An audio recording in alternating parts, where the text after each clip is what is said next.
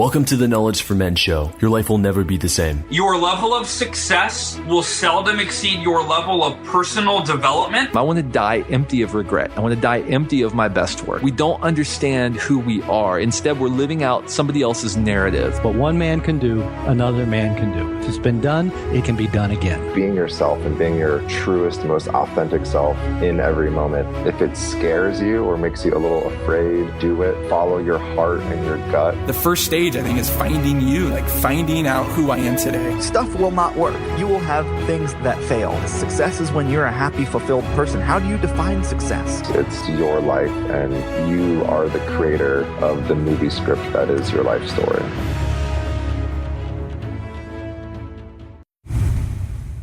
Hey guys, I just launched my new book, The Dating Playbook for Men, a proven 7-step system to go from single to the woman of your dreams on Amazon now. It's currently ranked number 3 in the relationships category on Amazon. Inside this action-packed book, you'll learn how to deepen your masculine polarity to unleash the man within, how to build an awesome social life that women want to be around, how to understand what women want and desire, how to go out and meet women to build a mindset of abundance, how to go from getting her phone number to effortlessly setting up the first date, how to have a perfect first, second, and third date, and how to have happy and loving relationships and be the grounded man that she so badly wants. You can get the book now at knowledgeformen.com/playbook. Or simply go to Amazon and search Dating Playbook for Men. You're going to like what you see. I guarantee it.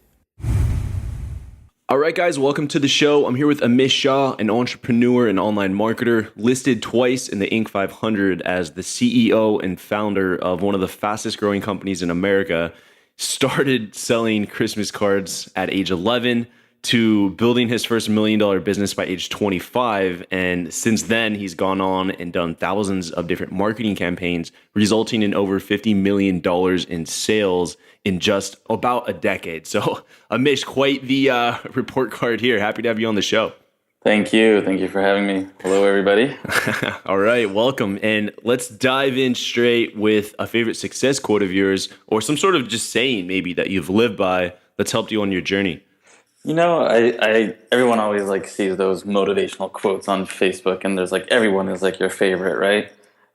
But I think like one that has stuck with me for time and through again has been by Henry David Thoreau. And that quote is, "If one advances confidently in the direction of his dreams and endeavors to live the life which he has imagined, he will meet with a success unexpected in common hours." Mm. And basically just the meaning behind that is, you know, I think a lot of us seem to get lost in what we're trying to create and what we're trying to do and get to where we want to be. And we don't really follow our dreams. It's almost like we follow everything but our dreams just to live life. And, you know, I think in my life also is once I started living my dreams, I just found success. It did nothing else mattered to me. And I just went after my dreams. So yeah, that's kind of a quote from Henry David Thoreau. All right, good quote. Hasn't been on the show yet. You know, I'm interested in how this started. It seems like you had a little knack for the hustle at a young age. Yeah. But like, why? I mean, a lot of kids are just playing baseball, playing sports. You're out hustling. Like, what led you to go down this path? Why were you pursuing to make sales at such a young age and start your businesses? I grew up in somewhat of a low-income household. You know, there was like 4 of us living in a house that was, you know, I mean, nowadays it's not much, but for all 4 of us, it was like $40,000. And that was at that time considered mid to low income. And, you know, I just remember I couldn't afford to do things. I couldn't go to the movies with friends. I couldn't buy boxes of cereals that I want. I was kind of stuck in my house. And, you know, it was okay. I couldn't buy, like, everyone's rocking Nikes, and I'm wearing Jordache. So you can imagine what that does to a kid, right? It's like, oh man, I want to be like everyone else. And, you know, what are you taught in school? To be successful, to make money, to live the American dream, you know? Right. Graduate, get a job, climb up the corporate ladder, get a 401k, get married, have kids, get a dog, right? And I think just at a young age, I was just looking for ways to provide for myself and not be reliant on my parents. And the reason why is because I couldn't do the things I wanted to do. I couldn't eat the foods I wanted to eat, so I took it into my own hands. And when I was very young, I think I was 12, 13 years old, I literally started selling Christmas cards door to door to door. I would go around my neighborhood and just knock on doors and say, hey, you want to buy Christmas cards? Some people would place orders and some people wouldn't. And, we'd make a little bit of cash. It would go back to my family to help support. A little bit would go back to me to buy candy and lunch at school and things like that. Yeah. Were you just going to like the grocery store and buying Christmas cards in bulk and then just running around your neighborhood? No, there used to be a program back in the day that I don't know what it was, but you get $2 for every Christmas card package that you sell. Got it. I know it's not a lot of money, but at the time, if I sold 40 units, I made $80, which was kind of cool. Yeah, especially at that age. You started a software company as a teenager. Yes, I did. I was always fascinated with computers. Always fascinated with computers. I wrote my first piece of software probably around the age of 11 to 12. It was like a menu system in DOS, if you remember DOS. It's a very old school kind of operating system, pre-Windows. And I just created a menu system. I had a local company that did like computer repairs, and they went to computer shows and they sold their computer equipment. And so I gave them my software through shareware, and then they sold it for me, basically. Didn't make a lot of money on it, to be completely honest with you. It was just like, at the time I was just young and I was like, oh, even if I make $10, like, cool, The fact that I made a menu system was kind of cool to me. That's all. Yeah, at 12 years old, making a menu system. So you obviously taught yourself DOS to go down this path. and when I was 14, 15 years old, so just to give some reference around, I got my first modem. And I used it immediately. I was dialing into America Online, CompuServe. They had BBSs, which were bulletin board systems back then, even before America Online and all that stuff. And I would just make myself familiar with it. And I was just curious about a lot of things. When I was 16, I had gotten really good at hacking. Nothing mischievous or cruel or anything like that. It was purely built off of curiosity. Before I knew it, I actually got busted by the FBI when I was 16 years old in 1996. What is you said packing? Hacking. Oh, hacking. I thought you said packing. All right, hacking. So, all right, go on. So the FBI knocks on your door. Yeah, so I had 12 agents in my house ripping apart my house. It was literally like a movie, like the things you see in movies, and I'm like, is this really happening right now? I'm 16 years old. And so it was kind of wild to be 16 years old. And like, these guys were like, you're 16 years old. People don't even know what the internet is. And you're doing all kinds of crazy stuff. The judge was like, I had 19 charges against me. If I was 18 years old, I would face 7 years per charge. So almost like life in jail, which was freaking nuts to me, now that I think about it in hindsight. But luckily, I was 16 years old. I was still in high school. I went to court, and they're like, the judge is like, I don't even know what the internet is, to be honest with you. This is in 1996, so you can imagine, Right. I don't know what you're doing. You get good grades. Like most kids in here are fighting, stealing, or doing drugs. And here you are on a computer breaking into systems. Like, I don't know what to tell you. So I got 100 hours of community service, kind of like a good little slap on the wrist. I got away. I wouldn't say I got away. I had to pay some fines. It was pretty wild. It was like in the newspapers, and it was in every newspaper and TV, like Wall Street Journal and CNN and NBC. Of course, they couldn't use my name because I was 16. But it was a very big deal at that time. In fact, every single student in America had to sign a waiver in 1997 to use computers in high school. So yeah, it was pretty interesting. Flash forward to college. For a while I didn't touch computers, as you can imagine. I didn't do anything curious driven. I was just like, okay, play my video games and done, right? I went to college. Of course, I went to college for a degree in management information systems, so computer related. Before I knew it, while I was in college, I had, I had to put myself through college because we just didn't have enough funds to pay for me. And, I took some loans out, but it just wasn't enough for me to survive, like on a daily lifestyle level, I could take loans out for school, but then it doesn't pay for like meals and food and going out and books and a lot of that good stuff. Right. So my tuition was covered by loans, but I had to figure out how to make money otherwise. So I actually got a job because since I was really good at computers, I got a job with Compaq. And this was in 1998 or 99 or so. I spent about 2 years there, put myself through half of school, and then after that I started working at some other companies. I started consulting. I went to SBC in Chicago. I worked at Campbell's Soup in New Jersey, and then I worked at America Online in DC, or Virginia, I should say. And I spent around 5 years doing that, and then I kind of wanted to stop consulting, so I moved back to Jersey, where I grew up, and I moved close to New York City. I lived in New York for a little while, and then I got a job at Morgan Stanley. While I was at America Online, I saw the power. I saw the power of the internet in flash forward in 2000. What was it? 2001. It's kind of after the big crash of the dot-com burst, and companies were kind of figuring out how to get their their grounding from this big dot-com bubble that bursted. And so I remember being there at America Online. I'm like, man, this is such a large organization, and all they do is like this virtual stuff. Even in 2002, the internet was still kind of fresh. It was just starting to get its mainstream. Kind of everyone was like .com, .com this, .com that, right? Right. It's starting to get into every home. It was just starting to get into every home. With the phone ringing. It's like, yeah, exactly. Just wakes up the whole family. Exactly. People are like, why is your phone always busy? I'm online, sorry.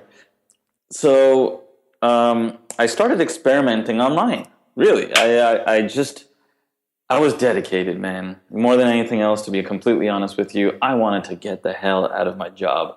I did not want to work inside a desk, have to be there at 9 and leave at 5. And I was just done, officially. No, did you know that right away when you going into the job? You're like, this is temporary. I'm just putting up with this to get some experience and save up. Or did you actually like it? I did enjoy the work a little bit.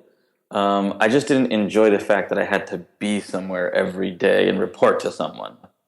I think that's what I didn't like more than anything. I loved the work because I was like, oh, this is cool, And so I just started putting up websites. I taught myself how to program very basic websites.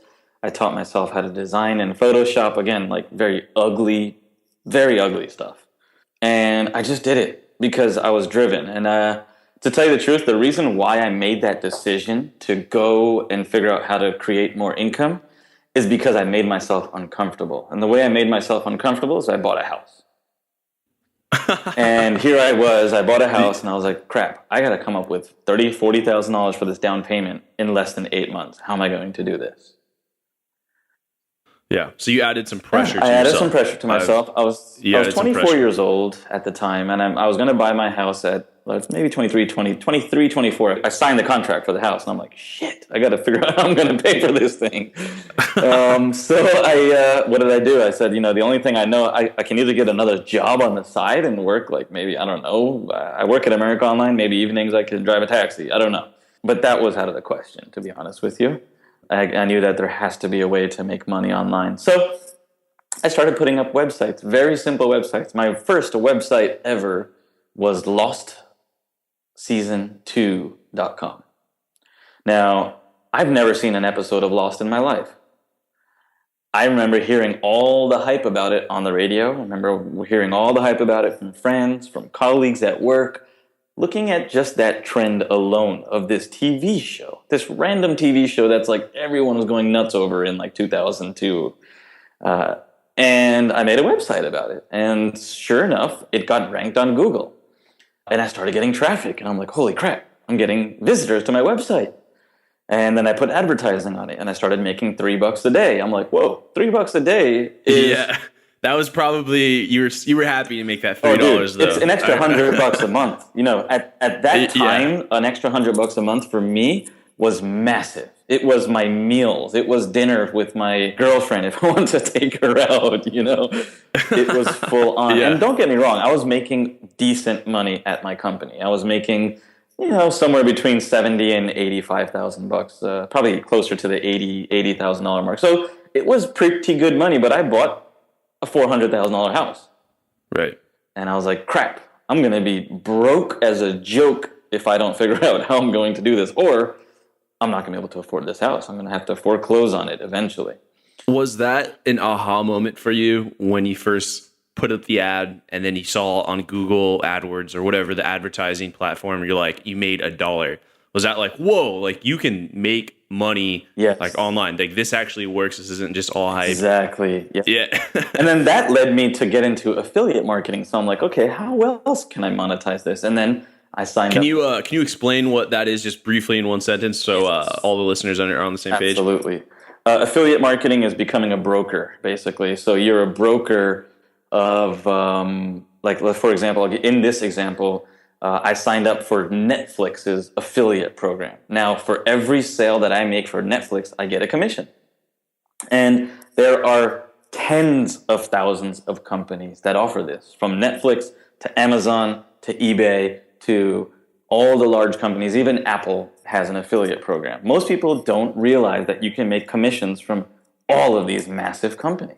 Yeah. And so right now, an example of an affiliate that I have is if you go to kfmbook.com, you can get a free Audible book. So when you guys heard me saying that in the past, that was a partnership that I created with Audible. And then there's a small commission that I make for every person that goes to kfmbook.com and then just gets their free audiobook. As an example. So if you're on a computer, you can go there and you'll see that there's like a Knowledge for Men link on the top. Yeah, and it's a very powerful thing. I think anyone that's looking to kind of just start out online, I feel it may be one of the easiest things to do. And the reason why is all you have to do is drive traffic to their product, and you don't have any customers, you don't have anything to worry about. It's very simple. It's lightweight. There's that guy here in San Diego, Pat Flynn, Smart Passive Income. Like he makes I think $80,000 a month with all affiliate stuff. Like he doesn't sell his own products. He just talks about fun stuff online, and then he just sells all kinds of fun. I don't know. He just sells he just affiliates with all different software companies, and people sign up for him, and he's making money doing that. Yeah, it's great. It's really cool. And so at the time, my Lost Season 2 website, I signed up for Netflix, and my $3 a day turned into $15 a day. And I'm like, whoa, this is pretty cool. And then eventually I just kept at it, started building more websites. My goal was to build one website per day. I know that sounds crazy, but I made myself a goal to build one website per day. Obviously, it didn't work out as I wanted. I ended up building one website every week, which wasn't too bad, actually. Did you think if I have 100 websites, each website is making $10, then I'll be making... Okay. That's exactly what I was thinking. That was my approach. It was very simple math to me. Yeah. Okay. So I started banging out all these websites, and I was working hard. I would go to my job, regular 9 to 5, sometimes 6, come home, and then I would work on my business from 7:30, 8 until 12, 1 o'clock in the morning. I would spend every freaking day doing that. Before I knew it, I was doing awesome. I mean, you're just gonna say you failed. Before I knew it, I was a massive success. Well, to tell you the truth, I did fail. So I'm going to tell you this failure part in between. SEO is great. That's kind of what I was focusing on at first. SEO is just ranking your websites in Google and not paying for the traffic. When I started paying for traffic through Google PPC, which is pay per click, I lost $8,000 my first week. And so I was freaking out because I was like, that's $8,000 that I have to use to pay for my house. And now I just lost $8,000. So what did I do? I ordered 4 credit cards. And each one had $2,000 to $4,000 limit, right? I maxed out every single one of them. And so I was sitting there, and I made a transition to a new job at Morgan Stanley. Around that time, I had discovered a little bit deep. I had gotten even deeper into affiliate marketing, and I was seeing a little bit more success. And I was slowly starting to repay that, $10,000, $15,000 of debt that I was in. I ordered more credit cards to scale the business that I was growing. At this point, I was probably doing maybe $50 a day kind of thing, and $100 a day kind of thing. And it wasn't enough for me to justify quitting my job yet. So I took out a loan from the bank. I took out $50,000 loan. This is all while I'm trying to buy a house, meanwhile, right? Actually, no, sorry. This is while I am in the house. So I actually made enough money for my down payment, but I was still in massive credit card debt because I still owed money for all the traffic I was buying. I ended up just cranking out websites, getting really good at PPC. I spent 2 weeks trying to create 4 to 5 websites within those 2 weeks. I couldn't keep up with it. I just needed something more standard. So between 2002 and 2004, I spent those 2 years working 2 basically full-time jobs as much as I possibly could. I put so much effort into it. By the time I was 24 years old, I was working at Morgan Stanley. While I was working there, probably about month 5 of working at Morgan Stanley, I was doing $1,000 a day. $1,000 a day with your websites? With my websites. I probably at that time had around 30 or so websites. And I was doing $1,000 a day while I was still working my full-time job. And at some point, I was just like, I got to stop this. And I got to stop working. And before I knew it, I was doing $3,000 a day while I was still working at my company, to be honest with you. Why? I mean, once you hit $1,000 a day, why didn't you quit Morgan Stanley to go full time? And do you have a team, or are you doing this all on your own? All the websites, all the design, all the PPC management. Are you doing everything while having a full time job at Morgan Stanley, which, as we know, is already going to be a lot of work in itself? I would wake up at 7 a.m. and get home at 7 a.m. That's kind of what was my schedule. 7 p.m. And you did this for 2 years. Yeah. There's 2 full-time jobs. Yeah, and then I'd come home and I would work literally from 8 p.m. until 2 o'clock in the morning, and then go back to sleep and start the whole day over again. What were you doing? $1,000 a day plus Morgan Stanley's paying you pretty well, I assume, $80K, and that's in the early 2000s, which is quite a bit. What are you doing with the money? Like, that's a lot of money. Paying off my debt. I paid off all my college loans. I paid off all my credit cards that I was close to $30,000 in debt. I paid off all the credit card debt, paid off my student loans. I was trying to get my loan because I had borrowed at like 2 separate loans to get my house because that's the only way I would qualify. So I started paying off the one that was like a variable interest because it was too high. So I was trying to like chunk it out as much as I can. And so I was kind of like living very lean, I guess you could say. Before I knew it, I was doing $3,000 a day. Yeah. I told the company I'm leaving. They actually said, we want you to stay. They made me stay for 3 more months. Did they give you a raise? No raise. Okay. That happened to me. I got a raise. But what I'm getting from you is right here, like, I think everyone's listening like, wow, $1,000 a day, I would be absolutely on cloud 9. And then to say $3,000 a day, that's 90 grand. That's about 90 grand a month. Yep. And so that's $1 million. You're over $1 million. It's like $1.1 million or $1.2 million a year. Yeah.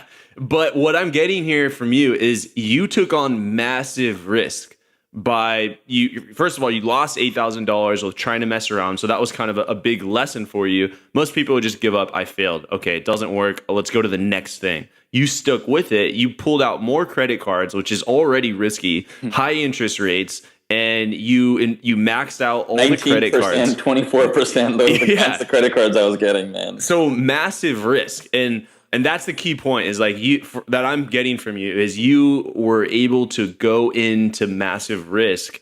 And the upside of that was you making $1,000 a day and then $3,000 a day and then really starting to rise. And so just pointing that out for the guys listening, it's like... It's true. You know, if you find something that you're dedicated to and you drive it and you're willing to get kicked in the nuts a couple times and bear that pain and struggle through that pain and show and prove yourself to that whatever you're trying to accomplish, that's where success is met. Success is not just by a fluke chance. You know, I think a lot of people say it's easy or they make it seem like it's easy. It is hard work. In fact, still to this day, I still work 12 hours a day, 10 hours a day from time to time. It's a part of life. It's what entrepreneurs do. You know, it's in our blood. And just to kind of wrap up the story here, after Morgan Stanley, I made my first $1 million within the next year. So I was 25 years old in 2005, made my first $1 million. I'm like, holy crap, now what? Was that accumulating, or was it like you did a product launch and made $1 million? No. It was just accumulated over time. Marketing. All affiliate marketing, and I did it that first year, that first year I quit my job, actually. At that time, I was doing PPC, so it wasn't all profit, obviously. My profit was probably more like $200,000, which was still more than I was making at my company. And I was living pretty nice, I paid off a lot of my debt. I paid off anything that would cause me stress. I had a low monthly payment on my mortgage. I lived very humbly. I didn't think I spent too much money. And I was looking to kind of scale. I did that for 4 years. I did that until 2008, 2009, just kind of hovering between $1 million to $2 million a year. And I had about 2 to 3 staff members kind of managing most of my tasks at that point. Really haven't done a big product launch at that point yet. I was doing a lot of affiliate marketing campaigns. In 2009, I tripled the company. We got it to $6 million in revenue a year. We landed ourselves in the Inc. 500. I brought on a business partner, which I'll explain to you in just a second what happened with that idea. And brought on a business partner, tripled the company. We did that for 3 years. We ended up hating each other. We had to short sell the company. I had gotten really sick from partying. To be honest with you, all that success got to my head. My ego got blown up. I had a Ferrari. I had a Maserati. I had a house overlooking the ocean. I had a freaking elevator in my house, a pool on the roof. It was MTV Cribs. Meanwhile, I was drinking every day, smoking cigarettes, partying, taking limos everywhere, going to clubs every weekend. I was killing myself, eating whatever I wanted. I had gained probably 20 pounds. I go to the doctor. I had gotten very suicidal. I was depressed. My business partner seemed to experience the same. He was going through a divorce, and we ended up hating each other. We ended up hating the business. And I realized that I had surrounded myself with everything that I don't think I necessarily wanted. I had proven myself to the American dream, but I hated every piece of it. I hated the cars. I hated the house. I hated my life. I thought everything that I would buy would make me happy. And I was miserable. I was absolutely miserable. In fact, I told my wife at the time that I wanted to kill myself. And I was doing $6 million a year. So you can imagine what kind of opposites that is, right? Everyone thinks you make a bunch of money, you'll be happy for the rest of your life. That's far from the case. Yeah, I appreciate the vulnerability and sharing that dark side of the story here with my audience.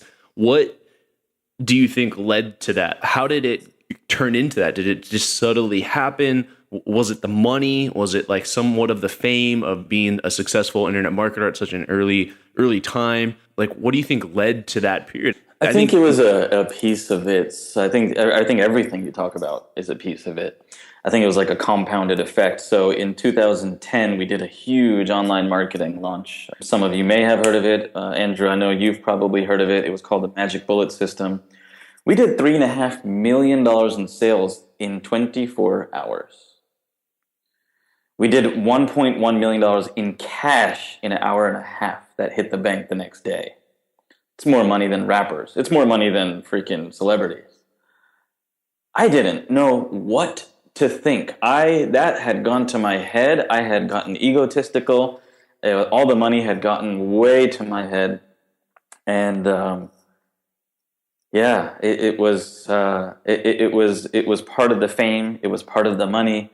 It was part of knowing that I had 15 employees and telling them what to do, and I could wear a $20,000 watch and walk in the club and think that everyone's looking at me. And so that's the kind of life I was living, man. It was like I thought I was a celebrity. Like I thought I was officially like a celebrity. And damn, like it was probably the stupidest decision I ever made in my life. I went to the doctor. I had a fatty liver. I had near adrenal failure. My cholesterol, for those of you that know about cholesterol, In usual, normal people, it's under 250 to be healthy. Mine was 370.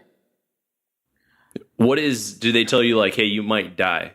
Doctor's like, if you keep this up, you're going to get a disease and you will die. I had eczema all over my body. I was itching. I had dry skin patches forming everywhere.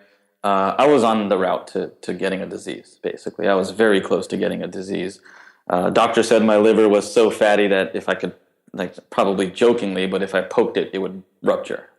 It was crazy, man. I mean, I'll tell you the truth. It was crazy. I was very dark, depressed, suicidal. I had to get myself out of it. So what did I do? We ended up selling the company. Technology is somewhere in Silicon Valley now.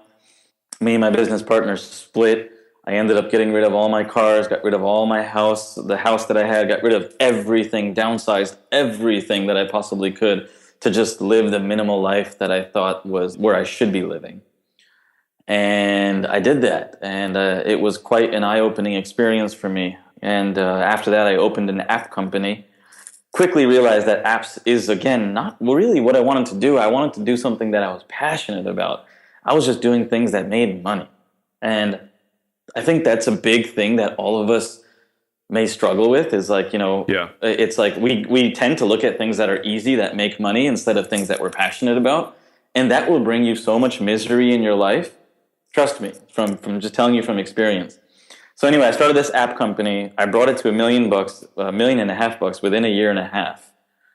Because I had the experience, I think, of how to create that business and how to do it like faster the second time around. And again, it just wasn't what I wanted to do. So I ran the company for about 2.5 years, and then I ended up selling the company in 2013. And then I started a company called Deep Origins, which is more of what I am focused on now, which is a passion-based business. Somewhere along the line, I had lost my roots. And my roots are being healthy, living a healthy life, eating good food, exercising, meditating, ancient wisdom. I just love ancient wisdom. And I found myself researching and doing more with ancient wisdom than doing stuff in my own app business, than doing stuff even from my other online marketing business that I had before. And I said, okay, well, how do I take ancient wisdom and turn that into a business and use online marketing to perhaps do that? And so I created some like personal development, kind of spiritual, kind of meditation type courses with my wife to bring my relationship with her closer. To bring us closer, to get me back into my health. We did a documentary on an ancient civilization that may have had advanced technology.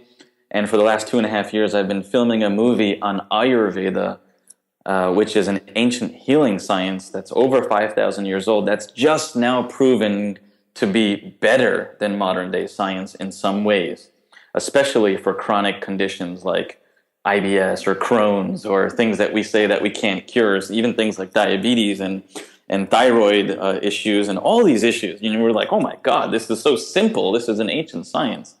And that was actually what healed me when I was on my journey to recovery. It got rid of my addictive natures towards cigarettes, towards alcohol, and it got me back into shape. I'm actually 25 pounds lighter than I was during my kind of sickness. And I feel fantastic. So I've been shooting a documentary for the last 2 years on that particular healing science, and we're working on bringing supplements and proving them with clinical trials that these herbal concoctions that they've developed these thousands of years ago are very, very powerful. Wow. So and then the name of this new venture that you've created. It's called Deep Origins. That's the name of my new company. And under Deep Origins, we have several brands and products that we promote. Got it. So how does this right now feel, talking about this, Deep Origins, something that you're passionate about, something that has healed you and improved your life, and now helping others in that with that same stuff that you've learned, versus what you were doing, several years ago, 10 years ago, the website, the affiliate, the apps? All of that, I see it as a byproduct of what I'm doing. It's like I still need the websites. I still need the marketing. I still need maybe an app at some point. I'll release one, for Deep Origins. And I still see the need for all that, but it's more of like it's a subsequent piece that I should be focusing on. It shouldn't be the main piece that I'm focusing on because it's not what I'm passionate about. And the fact that, our customers come in and they can heal themselves and they get into deep meditative states and they go through these like major, major, major shifts in their life just by going through our courses and experiencing some of the shifts, like those kinds of results, I mean, like they make me feel so good, man. Yeah. They just make me feel so full of life and make me want to move in the direction that I want to move in. When I was doing the apps and I was doing the online marketing stuff, I was kind of surrounded by an audience and also colleagues of people that I may not necessarily be in complete congruency with. The people in those scenes, now don't get me wrong, not everyone in that scene is bad, but I had associated myself with people that were borderline scammers. And when you do that, you remove all credibility from yourself. And I feel like that brings a certain type of audience to you. And these are the people who will buy a product for like $2,000, won't even log in and say it doesn't work. Versus the people who I'm attracting now want to make a difference in their life, go through everything, and are like, oh my God, this is amazing. Yeah. So it was necessary almost. It was necessary. What you went through to be able to make the type of impact that you want to make was a part of the journey. Exactly. And again, this goes back to my quote. If one advances confidently in the direction of his dreams and endeavors to live the life which he has imagined, he will meet with success unexpected in common hours. I like that. I like that a lot. This has been an incredible story here. Let's continue the action and dive into the knowledge round. Just going to ask you some rapid fire questions here. So are you ready for the knowledge round, Amish? Let's go. All right. Is it worth $10 to get the woman of your dreams? Unveiled at last, a simple proven playbook to go from being a frustrated single man to having the woman of your dreams. A proven strategy so effective that I was scared to unveil this strategy to the world. When I discovered this strategy, I was initially scared to share it with the world. I didn't want to become a dating coach and really didn't want to have the stigma associated with that. However, I knew I had to write this book. I was frustrated with all the pain I saw inside men, stopping them from getting the woman of their dreams. I'd been there, and I wish I'd known this strategy earlier. This strategy will allow even the shyest of men to find and attract the woman of their dreams. You'll learn how to turn the number one barrier stopping men from chasing the women of their dreams, fear of rejection, into your ally. You'll completely eradicate approach anxiety from your psyche forever, and most importantly, you'll acquire the number one trait that women find most attractive, a man of purpose, the grounded man. Inside this book, you won't find any fluff or any filler. I packed this book full of actionable content to help any man get the woman of their dreams. Armed with this book and the desire to change your life, nothing will stop you from going from where you are now to where you want to be in your dating life and relationships. One word of warning. Go to knowledgeformen.com/playbook or simply go to Amazon and search for Dating Playbook for Men. Again, that's knowledgeformen.com/playbook or simply go to amazon.com and just search for Dating Playbook for Men. Welcome to the Knowledge Round, where the guests will be asked rapid-fire questions to give the audience invaluable pieces of wisdom to help transform their lives. Starting in 3, 2, 1, showtime. So the first question I have for you is, what advice would you give to someone who is feeling lost about what their passion is and is unsure of what that passion is? That's, oh man, you're going to put me on some crazy spot here. It's hard to figure out what your passion is. I always tend to say, what do you spend more time doing than your real work? So what's the second thing that you spend the most time on that kind of seems like a hobby that you may not really like admit that you love it, but it's like something you're very passionate about. That is usually your passion and your purpose. I have a video on YouTube that you can Google. It's an Awesomeness. It's called Awesomeness Fest. Awesomeness Fest, I think. Yeah. It is. And I spoke on stage over there, and I walked through how to find your purpose and passion. So if you want, there's a 6-step process in that presentation that you can watch and go through that. And I've had many people tell me, like, thank you for that, because it helped bring clarity to what they were trying to create. Great. So guys, YouTube, Amish Shah, Awesome Fest, or just type in awesome. It pops right up. I'm doing it right now. The next question I have for you is, What would you say was holding you back from becoming the man you are now today? My ego. My ego took over.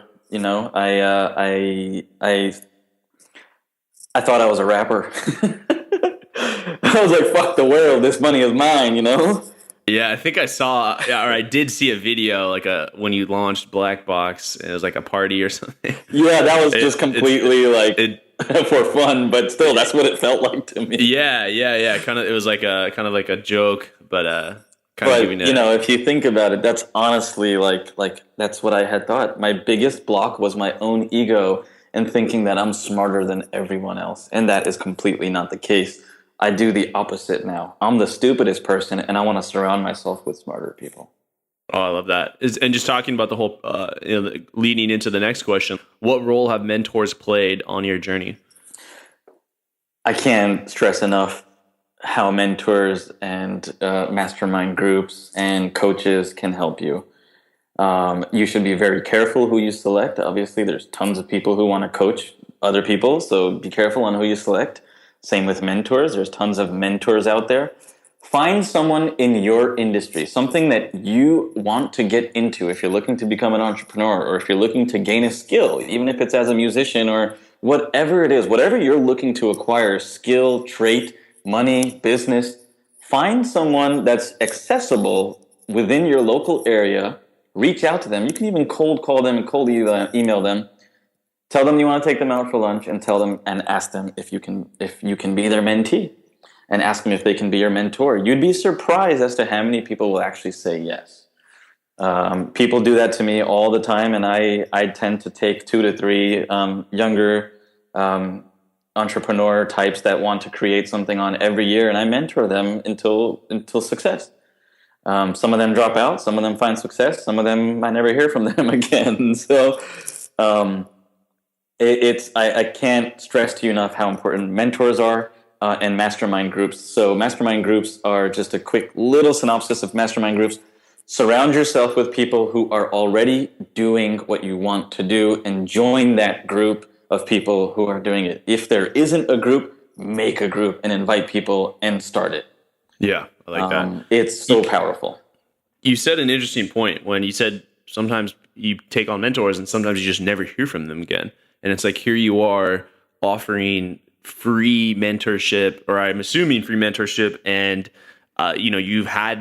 you've been very successful. What do you see is like, why would someone just drop? Why would they drop when you're offering them advice that can dramatically impact their business? I think a lot of people don't see results quick enough.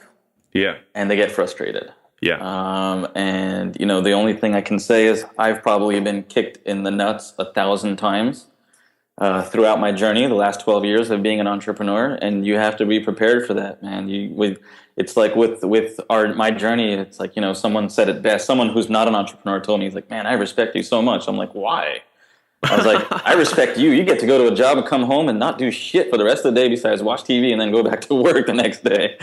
I kind of envy what you're doing. And he's like, man, entrepreneurs I got so much respect for because they have balls of steel. And you have to have that confidence in what you are doing, that there's no stopping you. I truly believe that failure is not an option. It is never an option for me. Yeah, this is really good. On this journey, do you have 2 or 3 books that have really been influential in your life? Yes. One of them was Super Rich by Russell Simmons, the Def Jam dude. The guy who started Def Jam. It was really good because he shared a very similar story to me where he hit success, obviously on different scale. Right. But he hit super, super awesome success, built this $50 million, $100 million record label, if not more, I don't even know, but hated his life. And then he went to meditation and discovered himself again, and very, very similar parallels to me. So it made me feel like, okay, I can do this and not be scared about it, So that was a big shift in my life. Think and Grow Rich by Napoleon Hill. I can't stress to you how important that book is to everyone. There is, I always get this one wrong. Hold on. I'm just going to Google it real quick. It's called Psycho-Cybernetics by Maxwell Maltz. It's a much older book, but it's very deep. It goes deep into your subconscious and figures out why you're holding yourself back. And it looks at your psychology of why you may be holding yourself back and things you can do to turn those things around. Yeah, really good books, and I'll check out Super Rich by One Russell more Simmons. book is just one more I want to explain here is a book called Scaling Up by Vern Harnish. It's probably more for the middle kind of entrepreneur business person, but if you can read that book and understand it and know that you can grow your business according to these Rockefeller habits, you'll be very successful. Yeah, Vern Harnish. Very influential speaker and founder of the Entrepreneurs Organization. Yes, which I'm a part of, which is like a mastermind group. So I highly suggest it. Nice. And so this next one's more of a scenario, and it's this. Amish, imagine you had 60 seconds with your 20-year-old self. If you could talk to him, what would you tell him to do, and what would you tell him not to do? So, repeat that again. Imagine you had 60 seconds with your 20-year-old self. What would you tell him to do, and what would you tell him not to do? Oh, wow. Honestly, I would say follow your heart, believe in yourself, and don't let your ego get in the way. I think that is huge. I think those pieces of advice, I wish if someone just said, keep following your vision, keep following your vision, keep following your vision, and follow through on that vision no matter what happens. Just keep doing it and never give up. Believe in yourself, drop the ego, and just go for it. Failure is not an option. I think really that is it, and one of the big things I think I realized also was that other people's opinions don't matter. So what other people think of you, which we put into our head all the time, even when you're walking down the road and your shirt is like kind of tucked in but not tucked in, looks weird, you're like, oh man, I'm such an idiot. You think anyone really gives a crap besides you? Or maybe you left a party and you're like, man, I shouldn't have said that to that person. Do you think like their opinion of you really doesn't matter? If you're doing a business that may seem weird or outlandish or something that doesn't make sense. I mean, I'm selling a freaking course on meditation, for God's sake. No matter how crazy it sounds, no matter how insane it feels, no matter what you think other people will think of you, it doesn't matter. Focus on yourself, believe in yourself, and just go do it without ego. Would this be your philosophy on life and success too? It's very similar, yes. I think, one of the biggest things I say is if you want to get something in your life, if you want to achieve something in your life, you can go watch The Secret and hope that something happens. Or you can eat it, breathe it, sleep it, shit it, live it, do it, work it, and enjoy it. And if you can embody those emotional characteristics into what you want to achieve, it will happen. There's no doubt in my mind that if you can live it, breathe it, eat it, shit it, sleep it, do it and work on it every single day of your life and enjoy it and put emotion into it, it will happen. I guarantee it. Thought plus emotion equals reality. Yeah. I have nothing against The Secret, but that you can't just rely on The Secret. Exactly. But I don't think, I do, sometimes things just do happen. You're just going about your life and being you and you do attract things. But I do believe you have to take action. You have to put yourself out there. And like you have done in your career here, you have to take massive risk and be willing to overcome the obstacles that come your way, in which they will. And many times they'll come right after another, just like waves. And then and the opposite of that is when you're in flow and everything is good, things happen automatically, almost without effort. Yeah. This has been a really good episode here.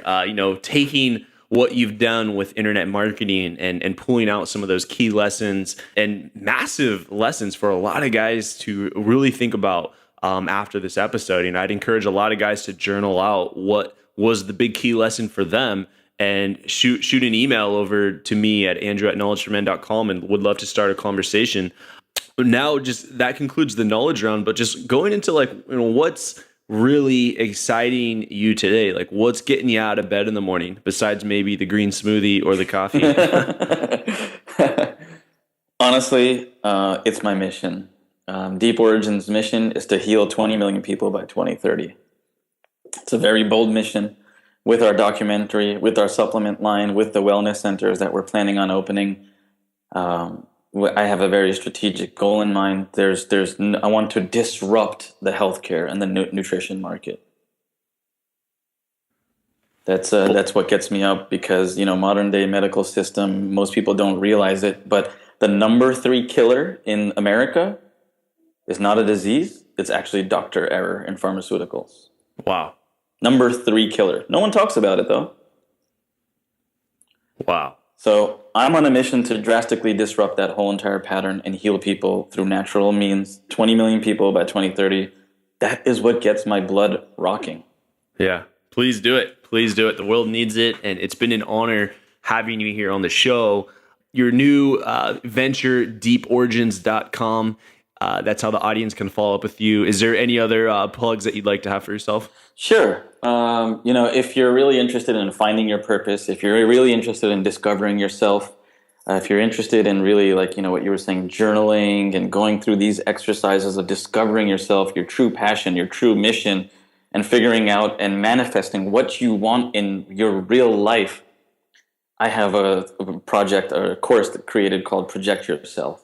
And we've had thousands and thousands of students go in there. We have thousands of testimonials, literally hundreds of pages of testimonials of people who have gone through it and experienced massive shift in their life. So I just like to put that out there. Project Yourself. You can also find more details about it on Deep Origins, but you can also go to projectyourself.com. All right. Thank you, Amish, for sharing your story and being vulnerable here on the show. It's been an honor here having you. Thank you for having me on the show. And if anyone has any questions out there, feel free to reach out to me or Andrew. Thank you for listening to the Knowledge for Men podcast. Hundreds of interviews and 1 million downloads later, we're continuing to build an international movement, and we've just started. So if you enjoyed this episode, go ahead and leave a review in iTunes. It really helps to grow the podcast. Guys, 2015 is the official year of living with purpose, where every day you do only the things that matter to you. You wake up, live with purpose, and take massive action towards the life you want. Check out kfmfree.com to get free tools I've created to help you crush life. Again, that's kfmfree.com. This is your host, Andrew Farabee, and I'll see you in the next episode.